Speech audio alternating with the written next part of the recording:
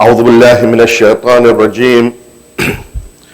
بسم الله الرحمن الرحيم.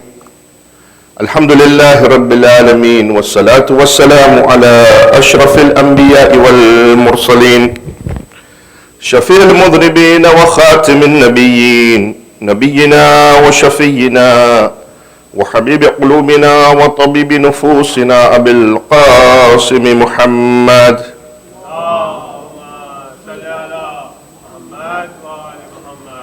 وعلى أهل بيته الطيبين الطاهرين المعصومين المنتجبين. بسم الله الرحمن الرحيم.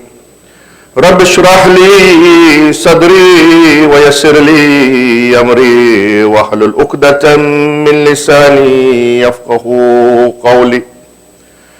اللهم صل على محمد وآل محمد. بسم الله الرحمن الرحيم. فإليك يا رب نسمت وجهي، وإليك يا رب مددت يدي، فبعزتك استجب لدعائي وبلغ لي منايا، ولا تقطع من فضلك رجائي، واكفني شر الجن والإنس من أعدائي. يا سريع الرضا اغفر لمن لا يملك إلا الدعاء، فإنك فعال لما تشاء. يا من اسمه دواء وذكره شفاء وطاعته غنى، ارحم من رأس ماله الرجاء وسلاؤه البقاء. يا صادق النعم، يا دافع النقام، يا نور المستوحشين في الظلم، يا عالما لا يعلم. صل على محمد وآل محمد وافعل بما تحلو. وصلى الله على رسوله والأئمة الميامين من آله وسلم تسليما كثيرا كثيرا.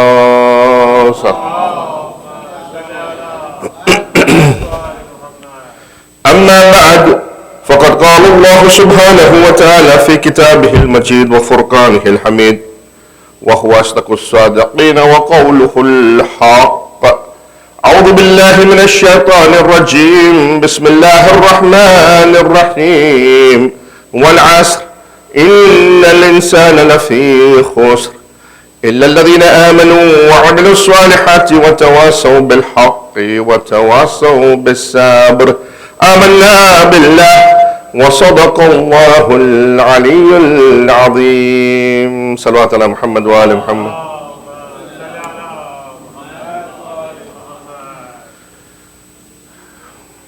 Youngsters, elders of the community, my brothers and sisters in Islam, Salamun alaykum jami'an wa rahmatullahi wa barakatuh.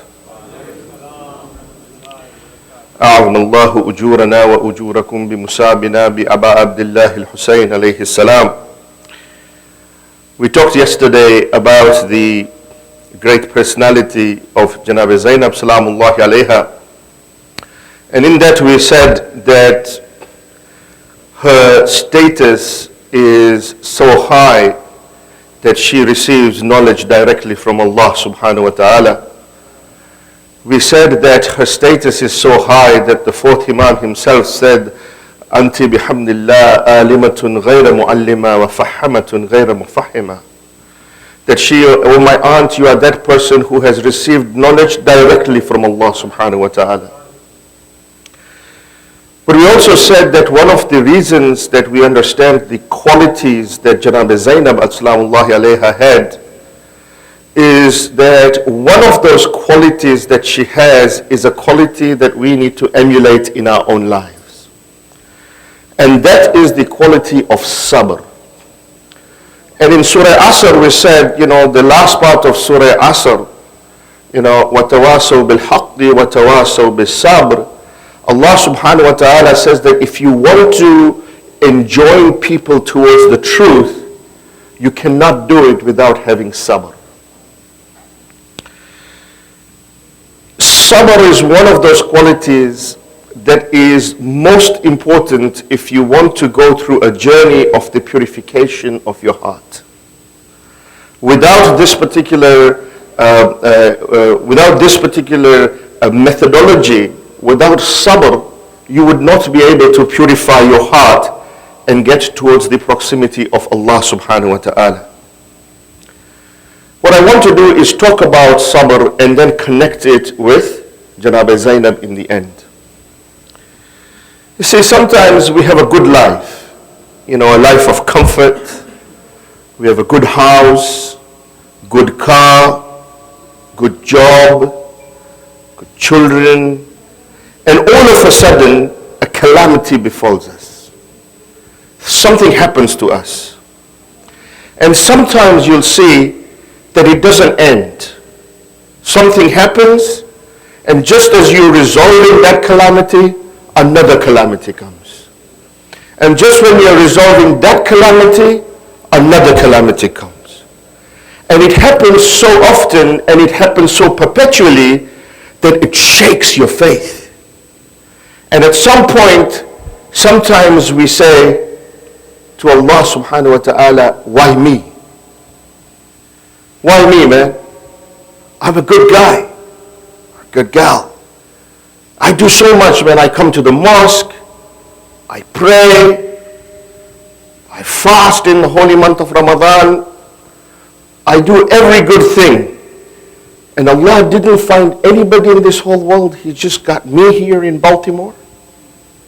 Why me? It shakes your faith. See, we have this culture within ourselves. We like to either blame Allah subhanahu wa ta'ala or we blame shaitan. That's a culture we have, right? We have a culture of blame. Allah, why did you do this to me? Why did you, look at this other guy, right? We always compare with the other person, right? Like, he's such a bad dude, he does all the bad stuff, man. He goes out in the bars and he's drinking and he never comes to the mosque, and look, he's driving a Beamer, everything's good for him. And me, I'm a good guy, man. And one after the other, all the calamities come to me. In Urdu we say, I guess, nasib beta. This word, I don't know where the word nasib comes from, but we always tend to sort of say, it was destiny. It was destined for me. However, Allah subhanahu wa ta'ala breaks this down for you. In Surah Baqarah, if you recite Surah Baqarah ayat number 153 to 157, Allah subhanahu wa ta'ala says, Ya ayyuhal ladhina amanu, asta'inu bis-sabri was-salat. Inna Allaha ma'as sabirin. Allah says that all you who believe, seek assistance through sabr, through patience and prayer. Surely Allah is with the patient. But then Allah subhanahu wa ta'ala goes forward. He says, وَلَا تَقُولُوا لِمَنْ يُقْتَلُ فِي سَبِيلِ اللَّهِ أَمْوَاتٍ بَلْ أَحْيَاءٌ وَلَكِنْ لَا تَشْعُرُونَ. Allah subhanahu wa ta'ala says, and do not speak of those who have been slain in the way of Allah subhanahu wa ta'ala as dead. No, they are not dead. They are alive, but you do not perceive. You do not understand. You do not have that perception to see that they are alive. Then Allah goes forward. He says, وَلَنَبْلُوَنَّكُمْ بِشَيْءٍ مِّنَ الْخَوْفِ وَالْجُوعِ وَنَقْصٍ مِّنَ الْأَمْوَالِ وَالْأَنفُسِ وَالثَّمَرَاتِ وَبَشِّرِ الصَّابِرِينَ. Allah subhanahu wa ta'ala now says, He says, I will most certainly test you. Allah is giving a guarantee here. He says, I will most certainly try you. I will most certainly test you. And I will test you with fear. And I will test you with hunger. And I will test you with the loss of your property. And I'll test you with the loss of lives. And I will test you even with your children. But He says, but then give good news. Give good news to who? Give good news to those who amongst these calamities are patient. Those who have sabr. But then He doesn't stop there. Who are these people who have sabr? الَّذِينَ إِذَا أَصَابَتْهُمْ مُصِيبَةٌ قَالُوا إِنَّا لِلَّهِ وَإِنَّا إِلَيْهِ رَاجِعُونَ. These people are those that when a misfortune befalls them, when something bad happens to them, they say, surely we are from Allah, and to Him we shall return. But then he doesn't stop there. He says these people, because you see, we read the ayah up to here, and then we don't read any further. Because this ayah, Inna lillahi wa inna ilayhi raji'un, is a very famous ayah, right? That we all know. But we read that ayah up to now, but Allah says that these people who, when a bala, when a calamity befalls them, when they have a misfortune, they say, I am from Allah, and to Him I shall return. If they are those people, these are the people, then Allah says, Ulaika alayhim salawatum min rabbihim wa rahmah. Wa ulaika humul muhtadun. Allah subhanahu wa ta'ala says, these are those people on whom I will shower my blessings and my mercy. These people who do sabr, Allah says that I will shower my blessings and my mercy, and these are the people who are the followers of the right course. Here you see clearly that Allah subhanahu wa ta'ala, He tests you, He trials you, so that you may be deserving of His special gifts and His special blessings. That is the purpose. That is the purpose of the trial. You see, we think that we will just sit there and we will do dua to Allah subhanahu wa ta'ala. Oh Allah, please give me this, give me that. Please send me to Jannah. I want heaven. I want to go to heaven. And we think that just by doing dua, Allah, without anything, will just give it to you, just free of charge. It's not the way that Allah has created the system. Allah subhanahu wa ta'ala says that I want you to develop yourself in such a way that you become deserving of my blessings. When you become deserving of my blessings, then I will give you my blessings. You got to do your work, man. It's hard, right? It's no pain, no gain, right? You got to be able to do the work. Allah subhanahu wa ta'ala says that I am testing you so that you may blossom and you may be worthy of my special gifts and blessings. The sixth Imam, Imam Ja'far as-Sadiq salawatullahi wa salamu alayhi, he says something very interesting. He says, do not think that the calamities that you have are for Allah to determine how faithful you are. Because sometimes we think that Allah tests us because He wants to know how good your iman is, how good your faith is.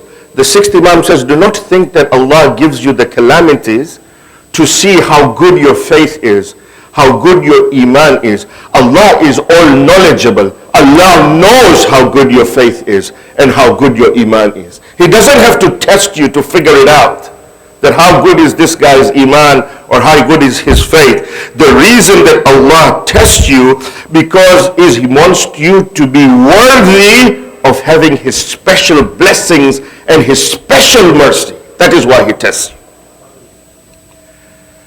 We are the ones who tend to quantify blessings, right? And we quantify everything. You know, we say, how many of this has Allah given me? How much of that? How many of this has He taken away? How much of that has He taken away? We love to quantify it, right? And Allah says to you that, you know, when you tend to quantify this, what you are doing is you are looking at the quantity of the blessings I have given you. You are not looking at the quality of what I have given you. I give you special blessings. Those special blessings are quality. If I have taken away your property, I may give you a yearning heart towards me. That is more, quality is more better for you to have a yearning heart so that you worship me the way you need to worship me. That is a better blessing for you than if I take away your property. You know, and this is the important issue. Sometimes when we have calamities, when we have tribulations, when we have trials, the reason it upsets us, the reason we blame Allah subhanahu wa ta'ala is not because of the trial itself. We blame Allah subhanahu wa ta'ala because of our perception of that trial. It's our perception of that trial that allows us to get all upset about it. It's not the trial itself. It's when something happens to you, you compare it with somebody else and you say to Allah, why did it happen to me? Why me? Why not him? It's not the trial. It's your perception of the trial. And sometimes when we do dua, we have to say to Allah subhanahu wa ta'ala that I may not be able to change the circumstances of the trial that you have given me. Give me the ability to change my perception of that circumstance. It's two different things. The best example, the best Quranic example of sabr is of Prophet Ayyub. Prophet Ayyub was that prophet where shaitan comes to Allah subhanahu wa ta'ala and shaitan says to Allah subhanahu wa ta'ala, this prophet of yours, this Ayyub, you know why he is so thankful towards you? Because one of the quality of Prophet Ayyub was he used to be very thankful to Allah subhanahu wa ta'ala. And shaitan says, you know why he's so thankful to you? He's thankful to you because you have given him so much. If you were to take away these things from him, he would not be thankful to you. So Allah says to shaitan, no problem, let's see. He takes away the property of Prophet Ayyub. And Ayyub's response is, he becomes even more thankful to Allah. And then shaitan says, no, you've taken away his property, but you still have left him with his animals. You still have left him with all the land that he has, the agricultural land that he has. And he knows that, he can rebuild himself. So Allah takes away the land of Ayyub. And what does Ayyub do? He becomes even more thankful to Allah subhanahu wa ta'ala. And then Allah subhanahu wa ta'ala, and then shaitan says, no, the fact is that, this Ayyub, he has his children with him. He has his support system with him. He has his social system with him. People love him. So if, that is why he's thankful to you. He knows that with his children and everything, he will rebuild everything you've got. So what does Allah do? He takes away the property, he takes away the children of Ayyub. A person comes to Ayyub and he says to Ayyub, oh Ayyub, your house has collapsed. Your children were sitting and having dinner together and the roof fell over them and they have all died. And the response of Ayyub is thankfulness. He has even more gratitude to Allah subhanahu wa ta'ala. And shaitan now comes to Ayyub and says, no, the reason he is more grateful to you is because you've given him his health. He still has his health. He's still strong. He knows with all of this he can rebuild. So what does Allah do? Allah takes away the health of Ayyub. And the response of Ayyub is that he is even more grateful to Allah subhanahu wa ta'ala. He is even more grateful to Allah subhanahu wa ta'ala. This is the example of Prophet Ayyub in the Quran. The power of sabr is such that Allah subhanahu wa ta'ala says that if you have shown gratitude towards me after my trials and tribulations, then I will shower special blessings and mercy on you. And you will see how you develop. You will see how you blossom. And you will see how you progress.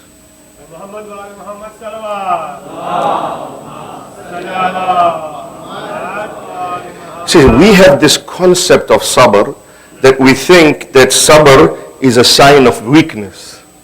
We say, in Urdu we say, bechara, majboor, sabr kar raha hai bechara. We have this negative connotation of sabr. Hopelessness. This is the negative connotation that we have. But sabr is actually a sign of strength, my friends. It's a sign of power. It's a sign of resistance. When you are fasting in the holy month of Ramadan, you have the opportunity to eat, don't you? You have the opportunity to eat. But what do? You do sabr. You do sabr, and what does that do? That strengthens your soul. That gives you a sense of power and resistance that you would not have had before by doing your fast. This is the power. This is the only way that you can purify your nafs and purify your heart so that you may be able to attain the proximity of Allah subhanahu wa ta'ala. And sabr, my friend, comes from the heart. Sabr is that faculty where in your mind, people said to me, I'm really into irfan, man. Teach me irfan.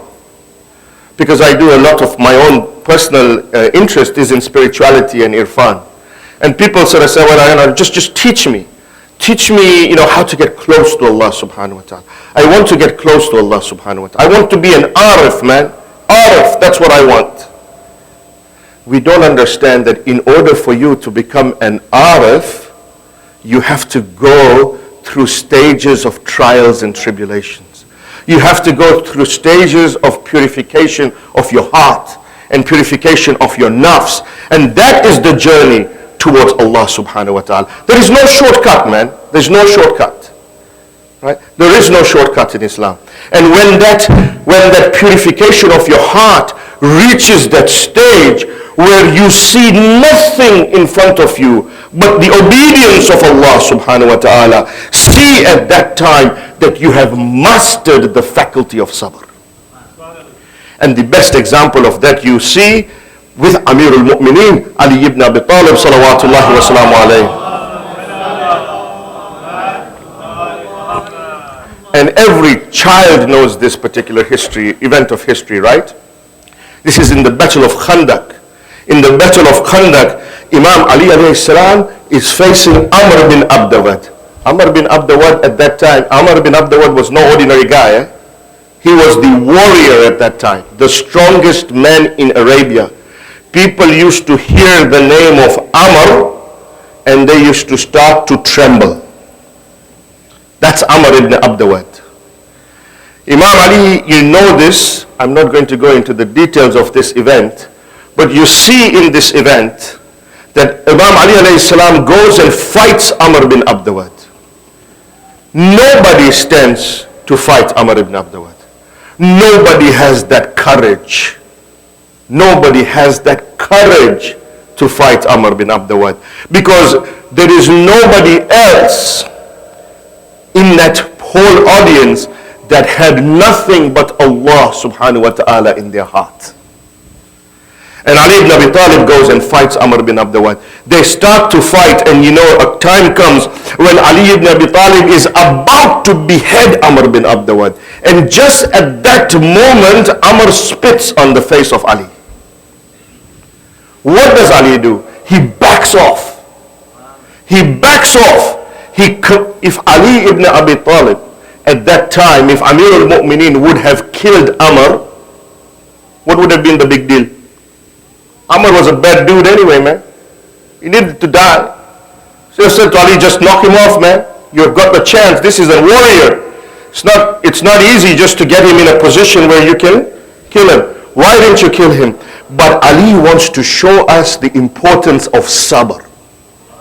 He says that even though he spat on my face, I will do sabr, because every act that I carry out is only for the pleasure of Allah subhanahu wa ta'ala. So Ali backs off. You see, if Ali would have killed Amr bin Abdawad, today we would have said it's okay to carry out an act based on your emotions.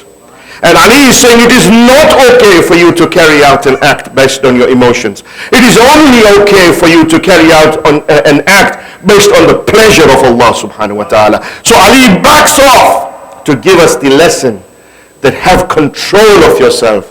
Do sabr, because the consequence of sabr is more blessings from Allah subhanahu wa ta'ala.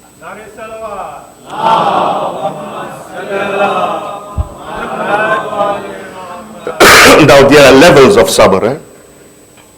There are levels of sabr.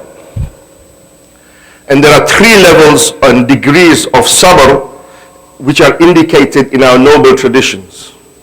In Al-Kafi, you will find this. There is a whole book, there is a whole volume that's called Babul Sabr. It's a whole volume on just sabr. And in this, you will find this beautiful hadith where where the Ahlul Bayt talk about the three levels of sabr. Imam Ali ibn Abi Talib salawatullahi wa salamu alayhi, he says, Imam Ali says, that I have heard from the Messenger of God, Hazrat Muhammad Mustafa sallallahu alayhi wa sallam, that sabr is of three kinds. The first level of sabr is sabr at the time of affliction, sabr at the time of a calamity, sabr at the time of some sort of a misfortune that befalls you. But the second level of sabr, the Holy Prophet is saying now, and Imam Ali is narrating this hadith. It's not a joke, right? And Imam Ali says the second level of sabr is sabr with respect to the obedience of Allah subhanahu wa ta'ala. And we see this, right? Sabr in regard to the obedience of Allah subhanahu wa ta'ala. So if Allah subhanahu wa ta'ala has asked you to carry out an act, you have to do sabr in that act.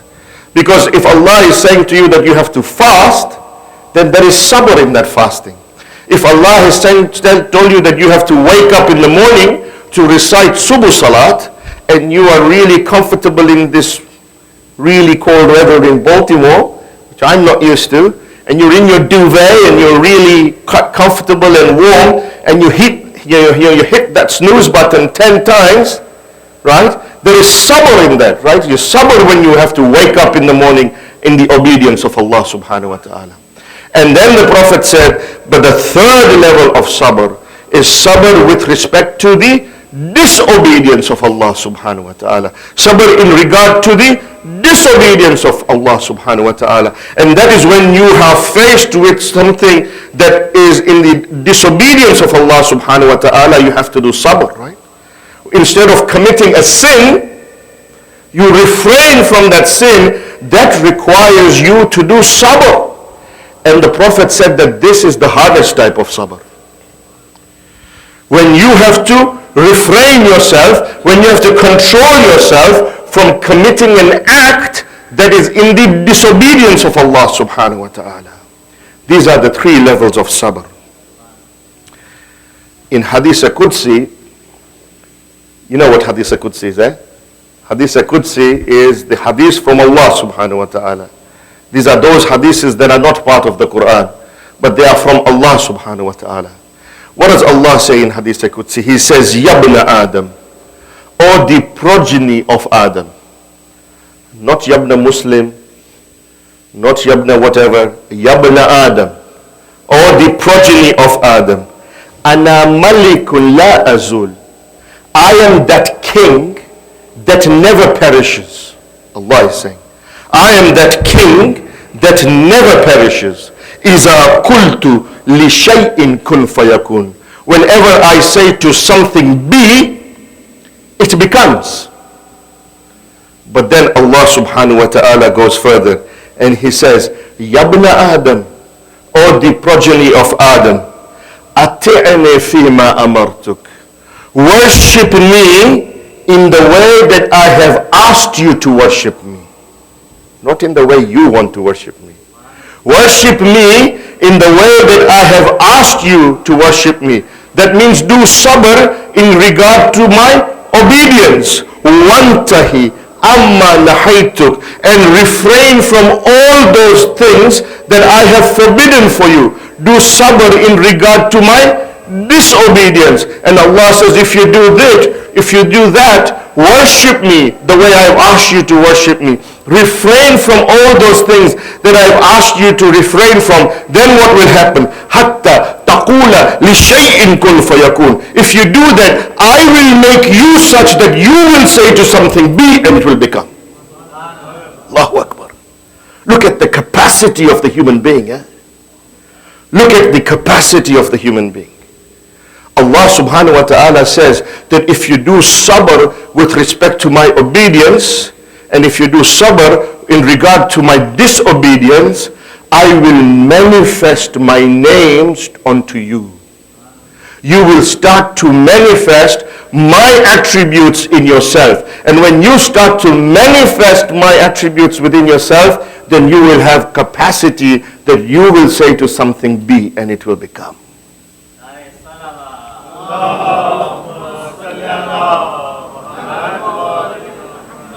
You know, and this is what, our sixth Imam alayhi salam says, that if whoever bears patiently with the tribulation that befalls him, he has the reward of 1,000 martyrs.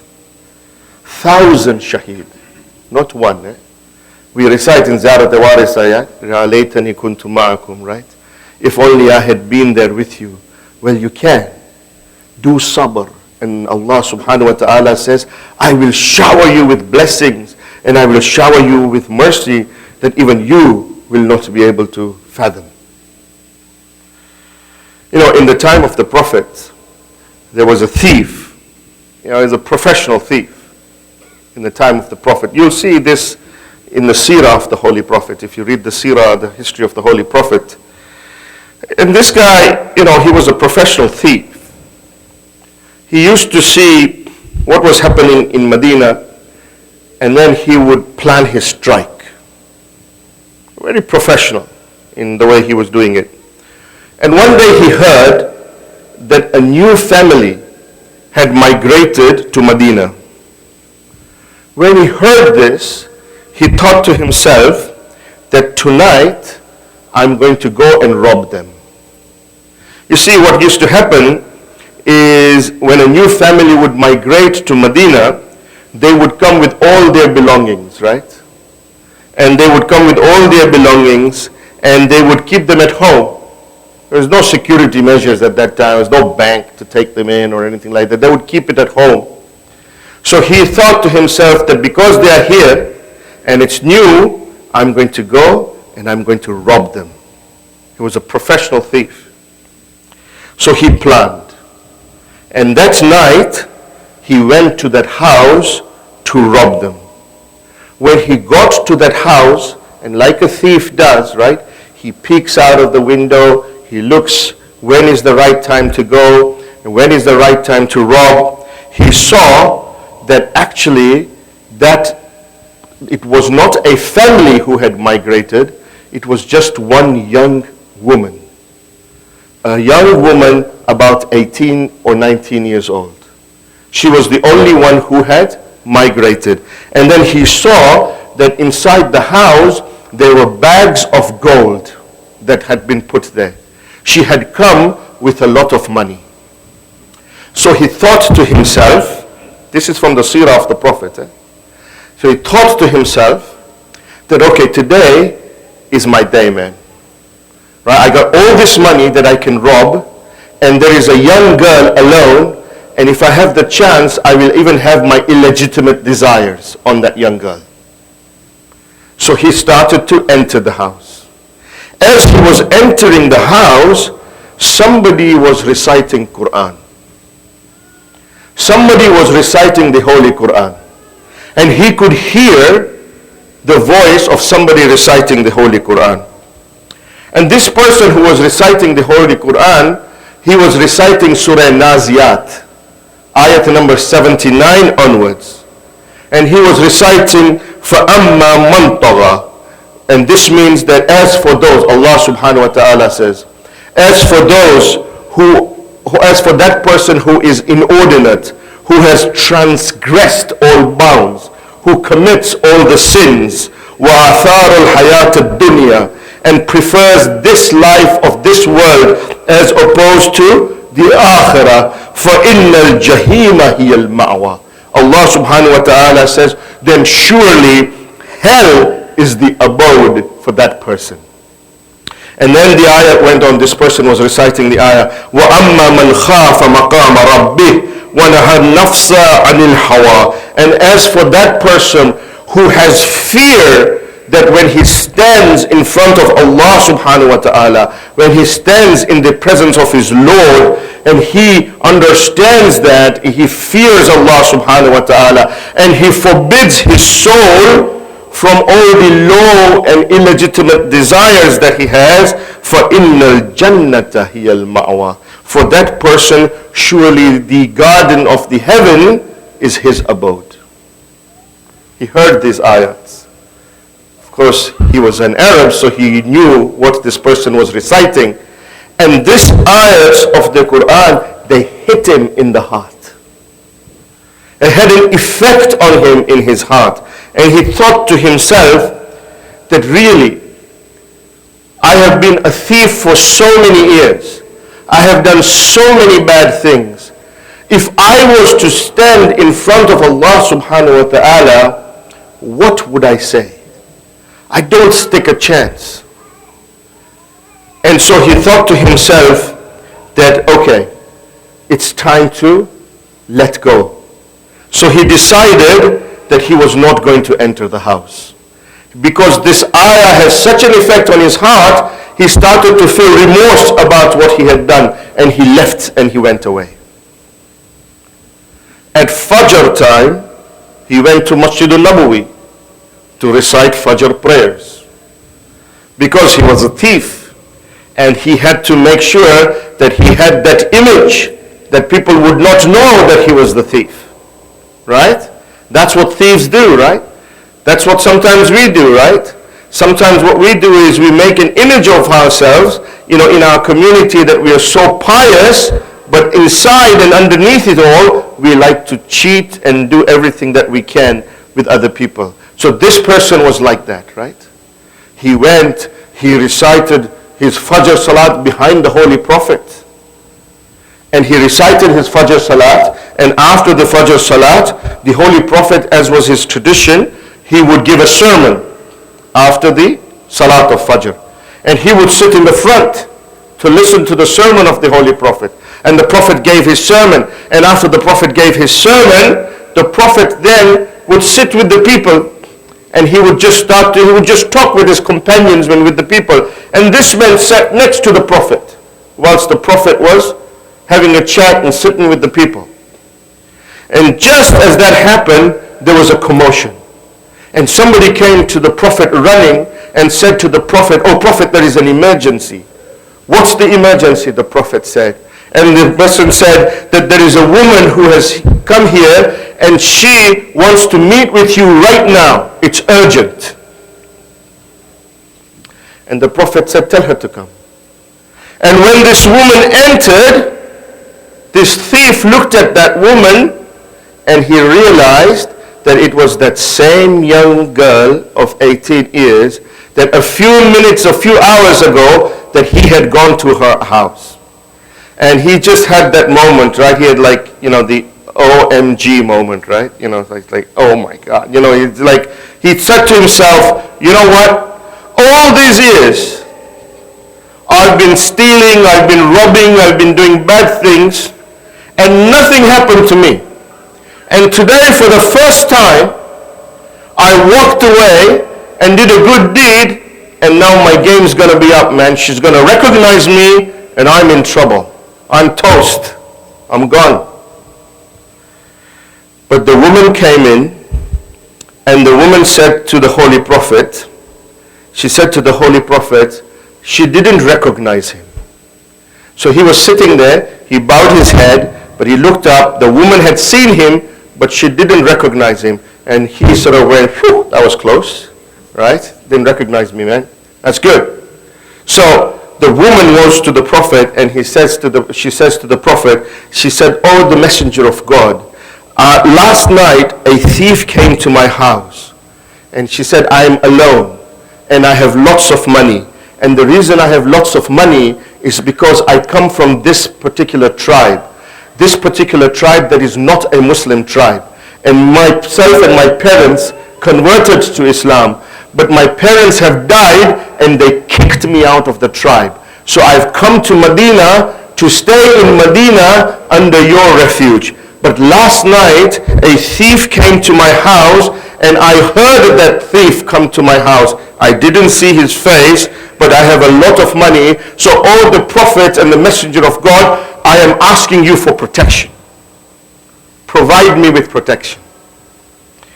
And the Prophet looked at her and said, it's very easy. And he said to her that you are a young girl, you are not married, right? Why don't you get married? Get married and you will have a husband, and your husband can look after you and protect you. Now remember, this is the time of the Prophet. This is not the time, where, you wouldn't go to the Prophet and say, well, I'd like to date her for a few days and see if there's chemistry, and maybe we can Facebook each other and poke each other and see what's happening, and then maybe I'll decide. It wasn't like that, right? It was at that time that was the right thing to do. That was the culture that we're in, right? And the Holy Prophet said to her, get married and you will have security. So this woman said, no problem. Oh, the Prophet, Holy Prophet, oh, the Messenger of God, why don't you find me somebody? Because I'm new in Medina. I don't know anybody in Medina. Why don't you find me somebody and I'm happy to get married to them? Because if it is a recommendation from you, then that person must be a good person. So the Prophet started to look around. And there were people like me who were sticking out their necks and saying, pick me, right? But the Prophet looked around and he saw next to him this thief who was sitting next to him. And he said to this thief, he said, why don't you marry her? Now this is the Holy Prophet saying to the thief, why don't you marry her? So this is not a time when the guy would say, well, wait a minute, Rasulullah, I got stuff to do. It's not the right time. I need to finish my studies. It's the Prophet saying to you, why don't you get married to her? So the man said, no problem. I'll get married. If you want me to get married to her, I'll get married to her. The man gets married to her. The Prophet there and then recites the nikah between this man and this woman.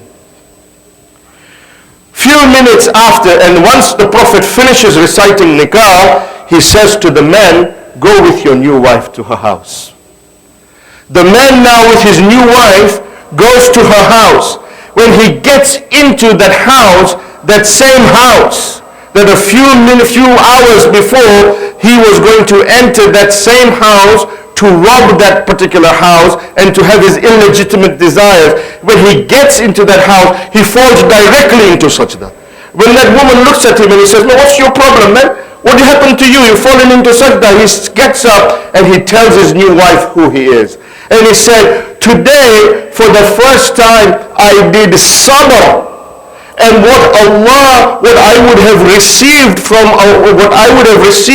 myself a few hours ago in a haram way, Allah subhanahu wa ta'ala gave me that same thing in a halal way just a few hours later.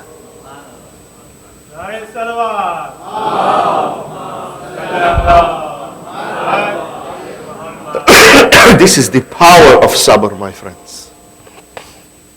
Amir al-Mu'mineen Ali ibn Abi Talib salawatullahi wa salamu alayh, he says that the one who practices sabr will never be deprived of success. But he says that sometimes that success may take a long time. And what happens is that we are the ones who want it immediately. We want it right now. Sometimes, we want something. It may not even be in the best interest of ours. It may not even be in our best interest. But sometimes we ask Allah subhanahu wa ta'ala and we get disillusioned. And we say to Allah subhanahu wa ta'ala, are you really there? You're not answering my prayers, man. I'm supplicating to you day after day, and you're not answering me. Are you still there? It shakes your faith. The Amir al-Mu'mineen al-Islam says, he says that, remember one thing, that a delay in your dua should not dishearten you, because the grant from Allah subhanahu wa ta'ala is proportional to the sincerity of your intentions.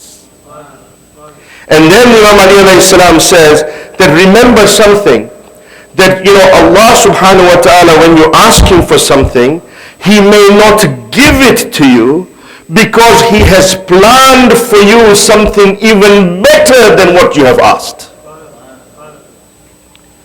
He has planned a greater blessing for you than what you are asking. You don't know about it right now, but you will find out. He has planned something much better for you. And then Imam Ali alayhi salam says that do not be disillusioned if your supplication is not being answered, because maybe, and just maybe, this is very important, it may have been kept away from you because of your own good.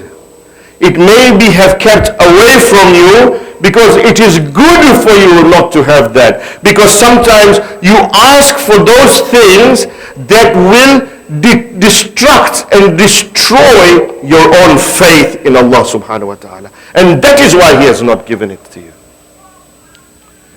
You see, we believe we know what is good for us.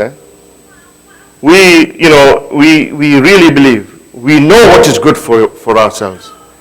But when you think about it, we really don't.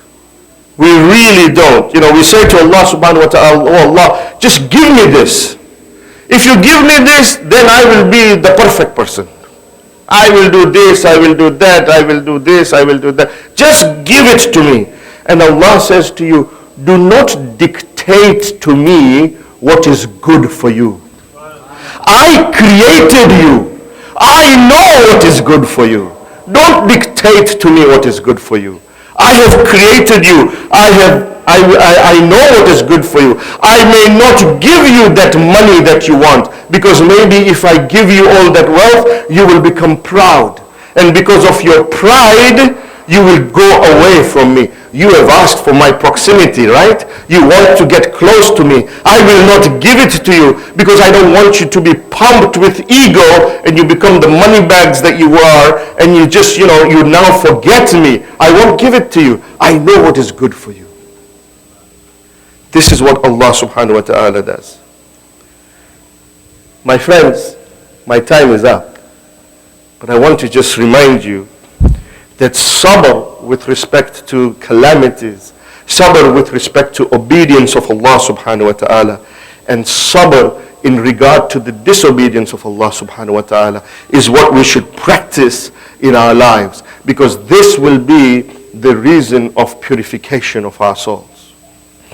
It's very interesting that sometimes we receive blessings from Allah subhanahu wa ta'ala. We receive blessings and bounties from Allah subhanahu wa ta'ala. And when we receive blessings and bounties from Allah subhanahu wa ta'ala, we don't realize that those blessings and bounties of Allah subhanahu wa ta'ala are also a test for us.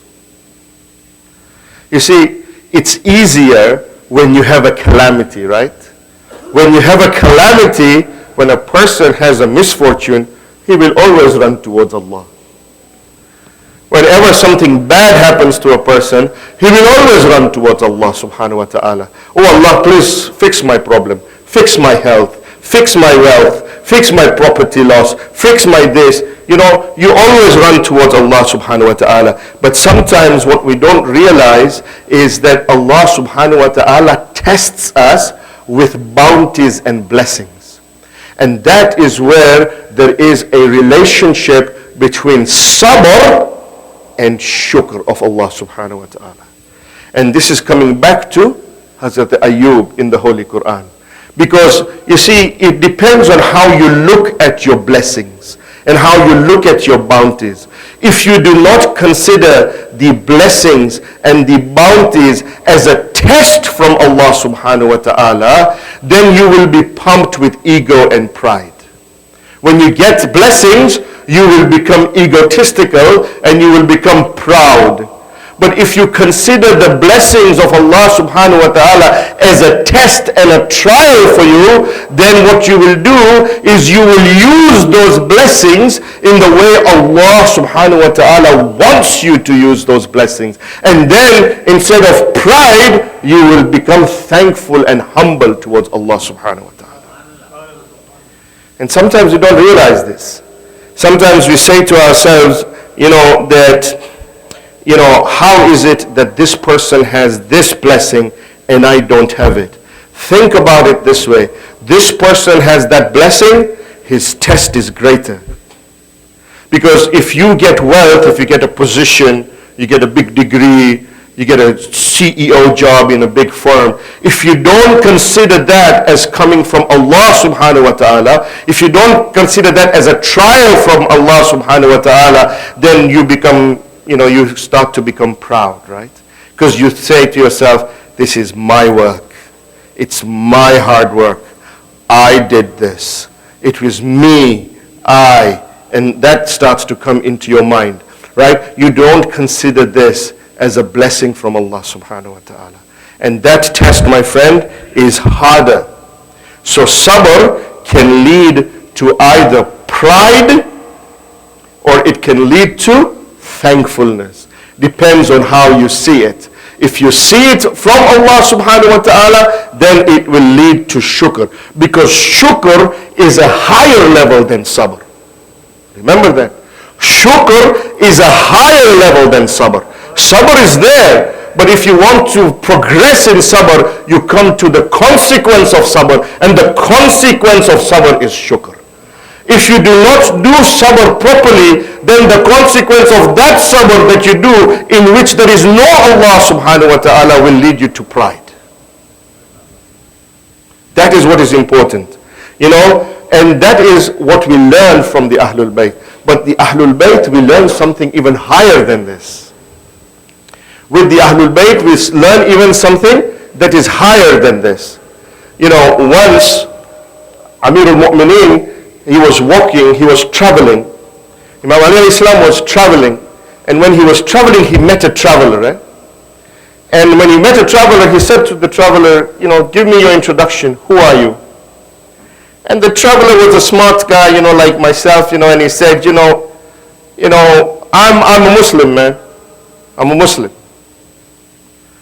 And Amir al-Mu'mineen looked at him and he said, okay, tell me what makes you say that you're a Muslim. And this traveler said to Amir al-Mu'mineen, he did not know, this was Imam Ali. He did not know. So he said to Amir al-Mu'mineen, he said, I'm telling you I'm a Muslim because whenever Allah subhanahu wa ta'ala, whenever I ask for something from Allah subhanahu wa ta'ala, if He does not give it to me, I do sabr.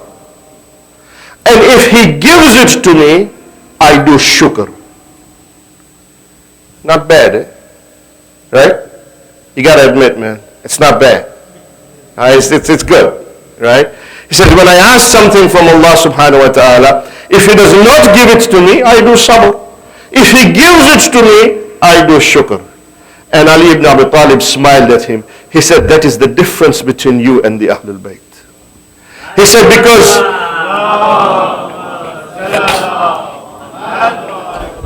he said that's the difference between you and the Ahlul Bayt. Because he said, with the Ahlul Bayt, when we ask for something, and if Allah does not give it to us, we do shukr. And when we ask for something, if Allah gives it to us, we give it away in charity. This is the difference between you and us.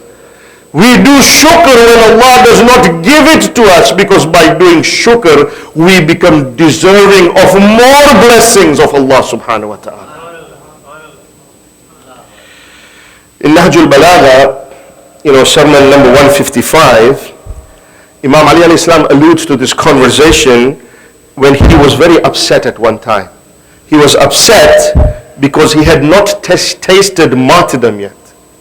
And the Prophet had told him, the Holy Prophet had told him that, oh Ali, you will taste shahada, you will taste martyrdom. So after the battle of Uhud, when Ali did not become a martyr, he became upset. That why have I not tasted martyrdom yet? So him and the Holy Prophet, they're just talking. Think of this situation. This is the Prophet and Amir al-Mu'mineen, just having a conversation, man. One-on-one. And Imam Ali alayhi salam is sitting there, and Rasulullah is talking to him, and the Holy Prophet says to Imam Ali alayhi salam, "O Abu Hassan, after my death, my ummah will not be good to you." And then he says to Imam Ali alayhi salam, he says, "Oh Abu Hassan, you will have to face many calamities. You will have to face many oppressions." And the Prophet is talking to Imam Ali. Imam Ali is listening. And then the Holy Prophet is saying to Imam Ali, "Oh Abu Hassan, a day will come when you will be martyred in the masjid in the position of sajda." When the Prophet said that, he bowed his head and tears were flowing down the cheeks of the Holy Prophet. At that time the Prophet said to Imam Ali, he said, "Oh Ali, when you face these calamities and when you face this oppression, tell me, what will your sabr be like at that time?" Wow, what a question. What an amazing question by the Holy Prophet. He said, when that happens to you, O Ali, tell me, what will your sabr be like at that time? And Imam Ali ibn Abi Talib alayhi salam, he replies and he says to the Holy Prophet, "O my beloved Prophet, may my mother and my father be sacrificed for you, O Prophet. I have just one question before I answer your question." And the Holy Prophet said, "What is it, Abu Hassan?" He says, "Just tell me this, that when that time comes, when I am being oppressed by your ummah, and when I am being martyred in the position of sajda, I'm asking you, O Holy Prophet, at that time, will I be on the truth or not? Will I be on haqq or not?" The Holy Prophet replies to Imam Ali, "O Abu Hassan, of course you will be on the truth. Of course you will be on the path of haqq." Then Imam Ali smiled and he says to the Holy Prophet, "Oh my beloved Prophet, if I am on the path of truth at that time, then that time for me will not be a time of sabr. It will be a time of shukr and gratitude to Allah subhanahu wa ta'ala." This is the difference, my friends.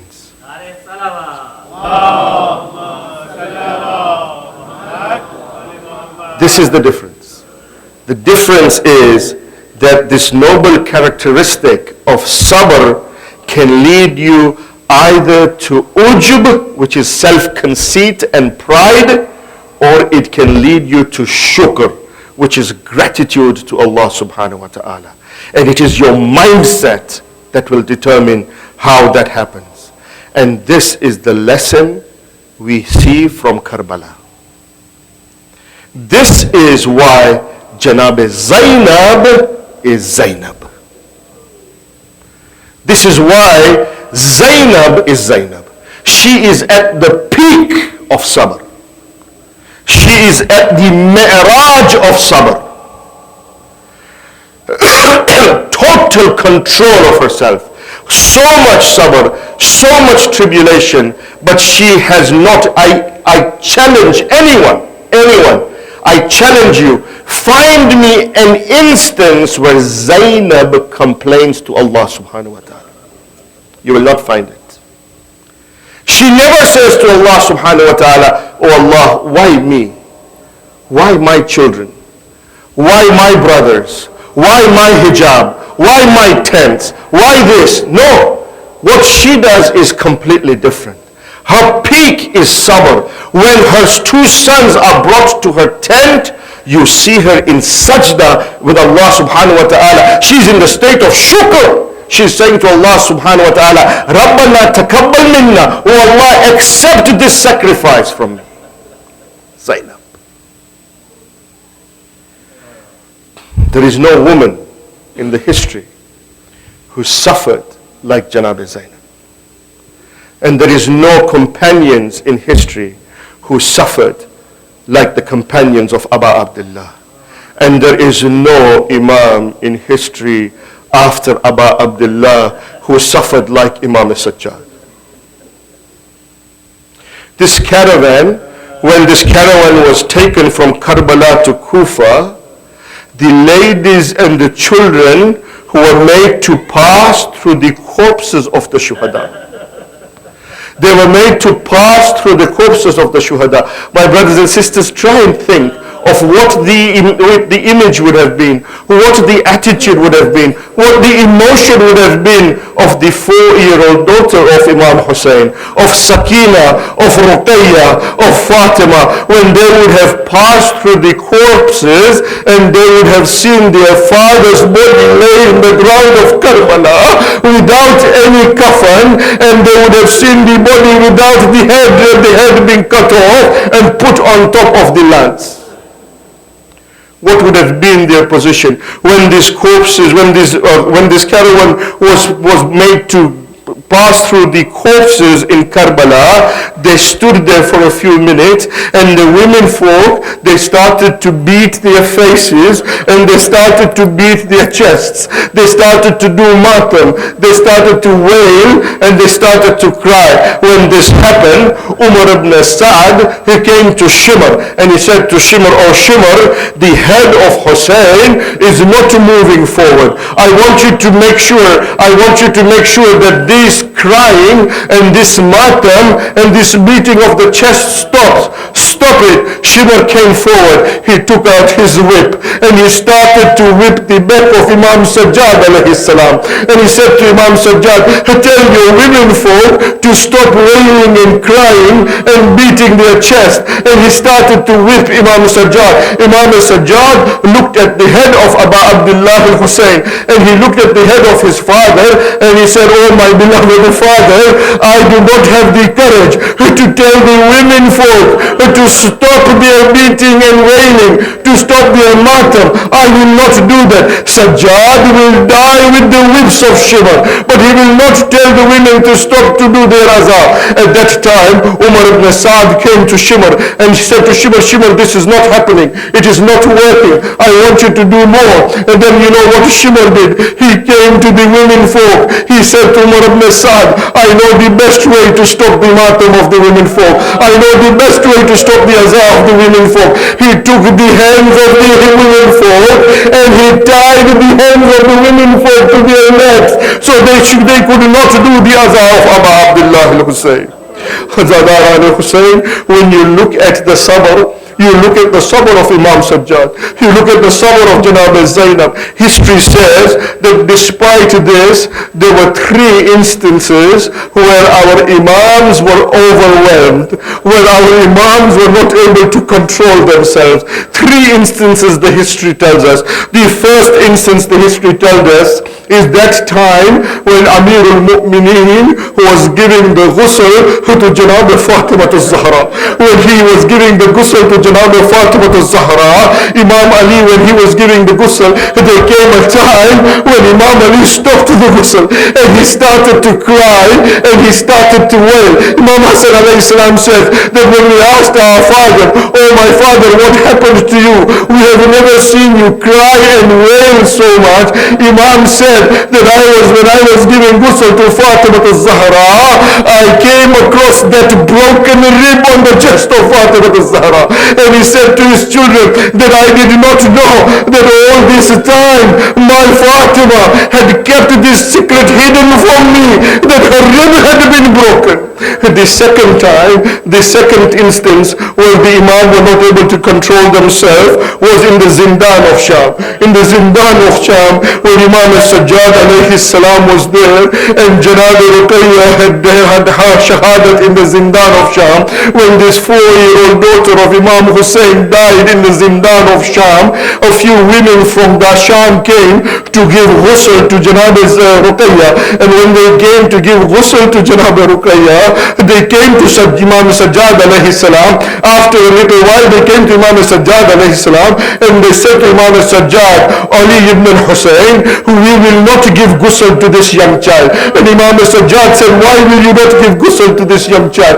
And the women folk said that we think that this child is suffering from some sort of a disease and we are afraid that we will get that disease with us, that it is infective and that we will be afflicted with that disease. And Imam Sajjad said, "What makes you think that?" And the women folk said, "When we looked at the body of this 4-year-old child, the body's color has completely changed.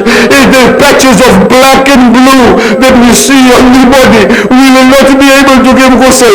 Imam Sajjad started to wail and cry, and he said that this is not because of any disease. This is because of the slaps of Shimr.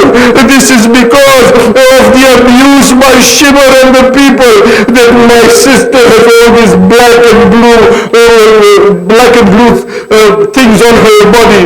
And then the third time, Hussein, the third time when an Imam wailed uncontrollably was the fifth Imam, Imam Muhammad al-Baqir alayhi salam. Imam Muhammad al-Baqir alayhi salam, he says that when the time came that I had to give ghusl to my father, Imam Sajjad alayhi salam, he said, I went to give ghusl to my father, Imam Sajjad alayhi salam. He said, after so many years of the events of Karbala, as Imam Baqir started to give ghusl to Imam Sajjad, he saw the marks of the whips of Shimr. He saw the marks of the torque of the neck which had pierced the neck of Imam Sajjad alayhi salam. He saw the marks of the chains that had surrounded Imam Sajjad alayhi salam. Imam Baqir said the marks were such that it seemed that they were still raw and that Imam had suffered all this time from this mark. سيعلم الذين ظلموا أيام انقلب ينقلبون إنا لله وإنا إليه راجعون. ماتم حسين.